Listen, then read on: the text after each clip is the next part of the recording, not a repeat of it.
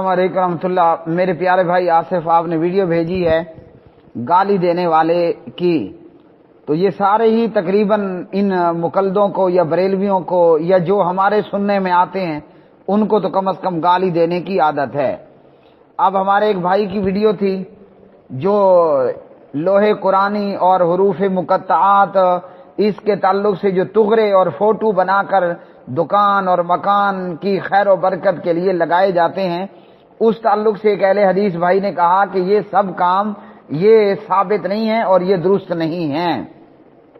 قرآن مجید کو لگا لینے سے یا لوہے قرآنی یا حروف مقطعات کو دیواروں پر لٹکا لینے سے دکان مکان میں برکت نہیں ہوتی، نہ رزق چھپر پھاڑ کے آتا ہے۔ اس بھائی نے کہا کہ اگر ایسا ہوتا تو یہ جو لوہے قرآنی اور حروف مقطعات کے تغرے بیچنے والے ہیں یہ یوں سارا دن مارا مارا گلی چوکوں چراہوں اور بازاروں میں نہ گھومتے پھرتے بلکہ اپنے مکان میں 20-30 تغرے لگا دیتے لوہے قرآنی اور حروف مقطعات کے، اور دیواریں اور چھپڑ پھاڑ پھاڑ کے ان کے گھر رزق آ رہا ہوتا۔ اب اس کے جواب میں یہ گالی دینے والا کیا کہتا ہے، اس نے پھر حسب عادت گالیاں دیں، کتا کہا، بلا کہا، حرام کا پلا کہا، کھوتے کہا، وہابی کتے بھی کہا، نعوذ باللہ من ذالک۔ تو اپنی بد زبانی بھی اس نے پوری طرح دکھائی۔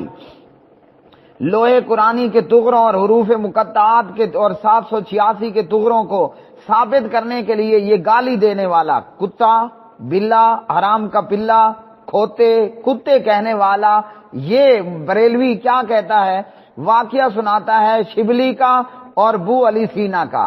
تو یہ واقعات ہی گڑنتو ہیں، گڑنتو پر دلیل بھی گڑنتو، تو کیا ہوگا؟ کچھ حاصل ہوگا؟ کچھ بھی حاصل نہیں ہوگا۔ یہ لوہے قرآنی یا حروف مقطعات کا دیواروں پر لگانا اور یہ سمجھنا مکان میں ہے، کمرے روم میں ہے اور دکان میں ہے تو برکت ہوگی اور رزق آئے گا، یہ گڑنتو ہے۔ گڑنتو پر دلیل بھی گڑنتو پیش کی۔ چاہیے تو یہ تھا کہ کہتا عن ابی ہریرہ رضی اللہ تعالی عنہ قال قال رسول اللہ صلی اللہ علیہ وسلم، لیکن گھڑنتو پر گھڑنتو لے کر آیا، کہتا ہے شبلی کا اور جناب ابو علی سینا کا واقعہ۔ اس پر پھر انہوں نے کہا کہ قرآن کو کمرے میں یا لوہے قرآنی کو کمرے میں لٹکانا، حروف مقطعات کا تغرا بنا کر دیوار پہ لگانا، کہتا ہے کہ وہاں بھی کتا لکھ دیا جائے اور کھوتا لکھ دیا جائے اور گدھا لکھ دیا جائے وغیرہ وغیرہ۔ گڑنتوؤں پر گڑنتو لگا رہا ہے۔ ہاں اتنا پتہ چل رہا ہے کہ بریلوی ہیں بڑے بد زبان، یہ لوگ ہیں بڑے فاحش گو اور بد کلام اور بد زبانی کرنے والے۔ جہاں تک شبلی اور بو علی سینے کے واقعے کا تعلق ہے تو یہ محض من گھڑت ہے، اس کا حقیقت حال سے کوئی تعلق نہیں ہے۔ شبلی کا کیلو کال اور بو علی سینا کا کیلو کال ہمارے لیے ٹکے برابر بھی کوئی حجت نہیں رکھتا۔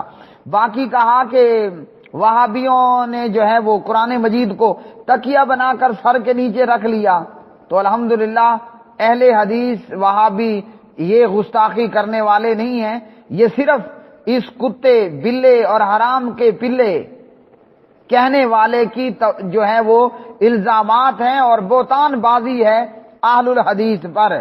ہم نے قرآن مجید کو کبھی تکیہ نہیں بنایا، نہ ایسا کرنا ہم کسی طور پر بھی حلال جانتے ہیں۔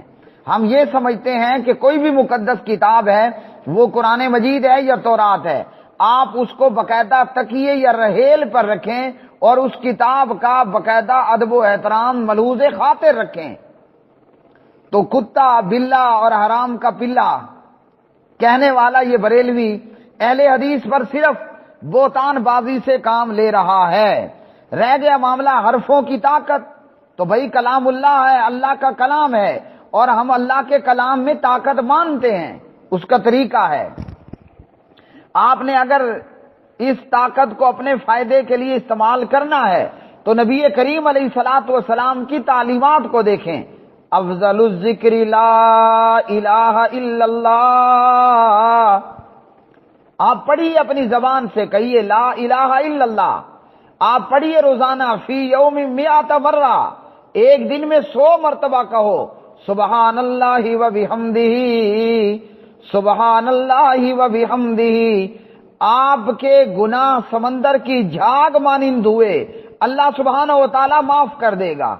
صحیح البخاری آپ پڑھیے روزانہ لا الہ الا اللہ وحدہ لا شریک لہ، یہ پورا کلمہ پڑھیے روزانہ 100 مرتبہ۔ اللہ سبحانہ و تعالیٰ آپ کے گناہوں کو مٹائے گا، آپ کو 100 نیکیاں عطا کرے گا، 100 گناہ ختم کرے گا، آپ کو 10 غلام آزاد کرنے کا ثواب ملے گا۔ تو ہم کلام اللہ کو اور قرآن مجید میں طاقت مانتے ہیں، لیکن طاقت حاصل کیسے کرنی ہے؟ اب ایک دوائی آپ کو ڈاکٹر دے کے لگانے کے لیے آپ اس کو پینا شروع کر دیں، جو دوائی آپ کو ڈاکٹر دے کے انجیکشن میں لے کر جسم میں لگانی ہے آپ اسے پینا شروع کر دیں، تو کوئی آپ کو کہے گا عقل مند؟ بھائی کلام اللہ میں طاقت ہے، لیکن اس کو پڑھنا ہے، نہ کہ اس کو دیواروں پہ آویزہ کرنا ہے، نہ کہ اس کو دیواروں پر آویزہ کرنا ہے۔ رہ گیا معاملہ تغروں میں لوہے قرآنی لکھ کر، تو حروف مقطعات لکھ کر گھر میں لگا دینا اور برکت ہوگی۔ نبی علیہ السلام کی کس حدیث سے ثابت ہے سوائے ان جہلوں کے گھڑنتوؤں کے؟ تو اس لیے یہ سارے کام غلط ہیں۔ کلام اللہ میں طاقت ہے، جو نبی علیہ السلام نے بتایا۔ آپ الف پڑھیں آپ کو 10 نیکیاں، لام پہ 10، میم پہ 10، یوں الف لام میم، یہ 30 نیکیاں آپ کو مل گئیں۔ تو طاقت ہے تو 30 نیکیاں ملی نا، تو اس کو پڑھنا ہے، نہ کہ تغرے بنا کر اس کو دیواروں پہ لگا دینا ہے۔ باقی اہل الحدیث کو آپ نے گالیاں دی، یہ ساری گالیاں آپ کے اعمال نامے میں، کالا اعمال نامہ مزید کالا۔